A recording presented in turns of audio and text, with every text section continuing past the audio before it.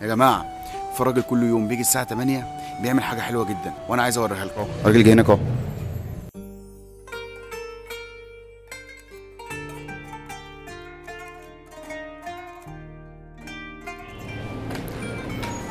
السلام عليكم.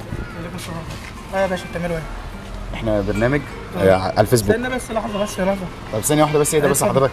هو انت بتعمل حاجه غلط دلوقتي؟ لا بس يعني بتصوروا ليه يعني؟ ما هقول لك بنصور لحضرتك، احنا بنصور دلوقتي عشان انت حضرتك بتعمل حاجه كويسه وبتاكل قطط زي ما انت شايف كده. مش مستعد عشان بس اعرف اكله بس معلش. طب ما انت حضرتك بس موافق بس تصور معانا بس؟ ماشي يعني عادي مش مشكله. طب انت حضرتك اسم الاول اسمك ايه؟ عاصر.